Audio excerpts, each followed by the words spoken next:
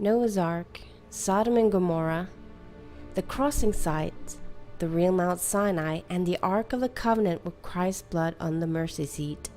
Discoveries made the last 40 years by one man. Many shake their heads in disbelief. To some it even seems a bit silly. But what if there is a deeper meaning behind these specific discoveries? We can only know if we dive right into the Bible and look at the stories behind these discoveries. Is there a pattern that ties them all together? Do they all carry one and the same message? To many, these discoveries seems a little too incredible. But is God behind it? And what was it he wanted to say with it? As it rightly should, these discoveries have been used to prove the Bible stories were true and accurate. But in the Bible, we rarely see God removing all doubt concerning his existence and his messages. He even leaves room for doubt when his prophets presents the most important truths. Why? Well, we are going to look into it. These discoveries and the timing of them show another known side of God. They are all tied to the events around Christ's second coming. Jesus even used Sodom and Gomorrah and the flood story as an illustration of the time of Christ's second coming. That the remains from these exact stories come in these days are no accident. When Christ's second coming is described in Revelation 14, we see people being separated into two groups. Those who are judged and those who are saved. The story of Noah's Ark shows us the exact same thing, dividing the people into two groups. The majority is judged and sentenced, and a smaller group is saved in the ark. The one who are saved inherits the earth. The next discovery that was made was the Exodus route. On the plain right in front of the Red Sea, God divides everyone in two groups, the Egyptians on one side and Israel with a few converted Egyptians on the other. He separated them first with a pillar of fire. Then he opened the Red Sea and let his people cross safely, but the army of the Egyptians with their leader was drowned in the sea. One group was saved, the other was judged. The next discovery was the Ark of the Covenant with Christ's blood on the mercy seat. What do we see? The law is what judges, and the blood is what saves us. Judgment and salvation. It witnesses that those who believe in Christ taking their punishment are saved, while those who refuse are judged by the law. Ron then found Mount Sinai on the other side of the Red Sea. Mount Sinai was where the Ten Commandments was written down and where the Ark of the Covenant was made. It's also where God made a covenant with Israel. Here God's people were separated into two groups, those who received the light from the law and those who wanted to make their own laws. 3,000 was judged, the rest was saved.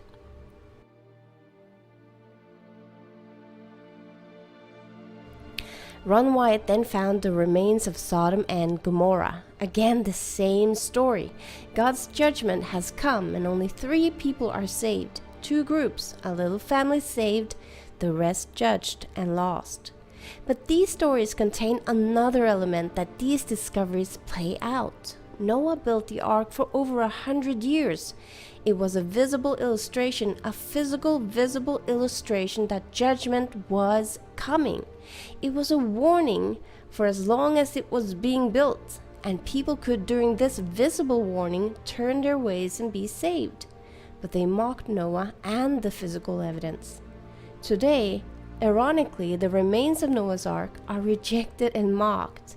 Yet they are still a testimony of the judgment to come according to Jesus himself. You might think, how can this boat be a physical evidence before man's eyes, right before 2 great destructions coming over the earth, and still disregarded both times? Well, history has a tendency of repeating. The Exodus route and the separating of the Egyptians and the Israelites. Yes, God asked the Egyptians to let them go voluntarily first. Pharaoh resisted and even mocked. God sent 10 plagues, a physical manifestation to all of Egypt, and for all these months that this lasted, Egypt had a chance to wake up, see with their own eyes the physical evidence of the judgment to come. Still, the majority did not listen. Nor did Pharaoh, and the final judgment came over them, while those few who listened were saved. Back to the Ark of the Covenant and the blood on the mercy seat, God's two testimonies. In the Old Testament, the Ten Commandments are called God's testimony. In the New Testament, Christ's blood is called God's testimony. The Ark is therefore God's Ark of testimony. A testimony, the word, is a physical witness or a physical evidence. It gives us two paths, salvation or judgment. If we receive Christ's blood, salvation. If we do not, we will be judged. The Bible, Revelation, shows us the tabernacle of the testimony opened and the judgment coming over the lawless on earth from there. With no mediator, having not accepted the mediator, they are judged for their sins. But are people mocking this physical warning?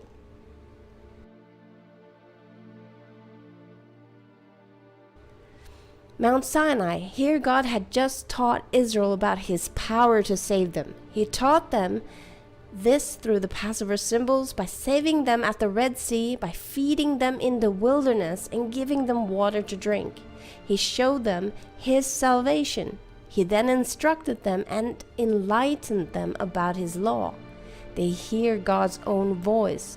Both were accompanied by physical evidence, visual evidence. They had been instructed and enlightened.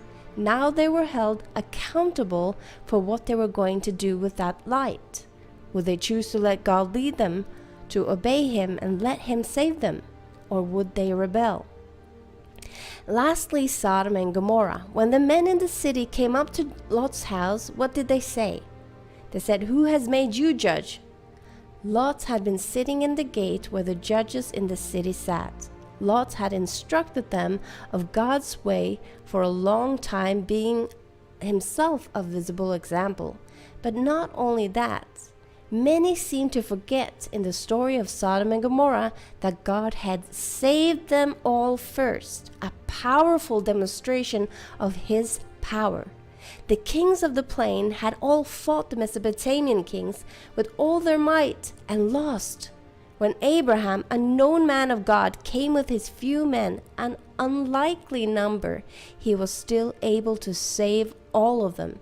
The prisoners of Sodom were set free, families united. Abraham even gave them back all their valuables and riches. They were restored by the grace of God and by the hand of God's servant. Because of Lot's family relation, and they were saved because he had lived among them, Lot was a constant reminder that they owed a righteous man and his God all their freedom and prosperity. They had been given these visible examples that God saves and God judges. They had seen his salvation and they had heard about his judgment from Lot. Now they had decided, with full knowledge of the truth, to go against God in every evil way possible. They were judged, and Lot and his daughters were saved. The angels wanted to save even more people, and they let Lot bring with him more if he could persuade them, but they would not listen to their warning. So all these stories tell the same thing, and this principle is seen throughout the Bible. God always warns people of judgment beforehand and offers them salvation at the same time. Ezekiel made a physical miniature Jerusalem and sieged it to show people what was about to take place. He even pretended to escape the city to show what was going to happen. Jeremiah was asked to break a physical vase in front of the leaders in the city to warn them of what was about to take place. It was just one of several physical warnings he did in front of their eyes. At the same time, he told them of God's power to save and to restore their hearts to him. He was shown a potter working with pottery.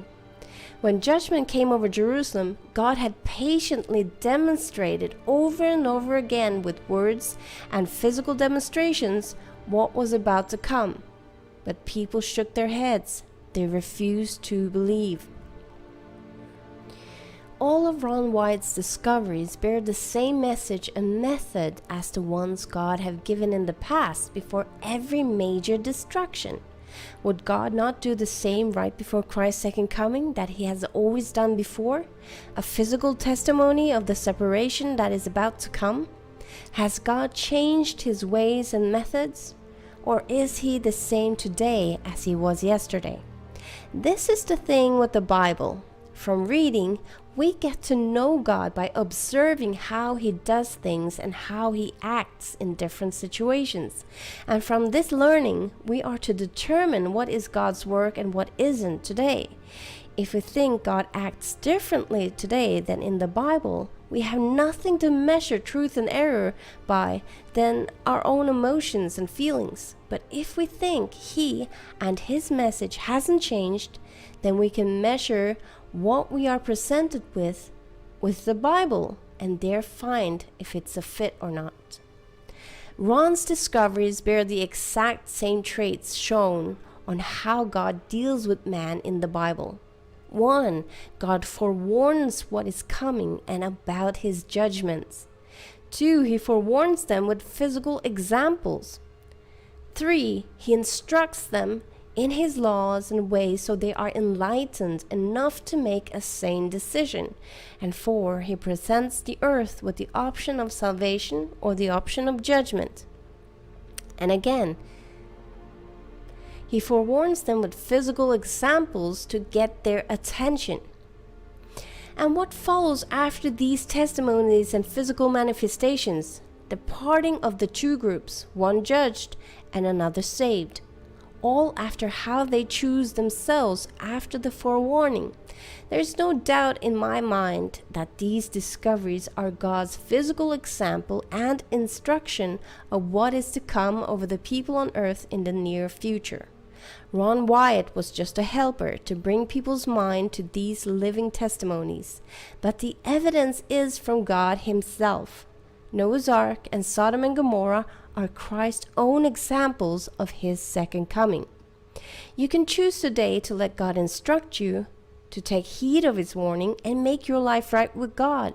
Or you can mock the testimonies, you can shake your head of these physical manifestations of God's power to save and judge and go on with your life. You are presented with the option of obedience or rebellion, of life or death, of judgment or salvation.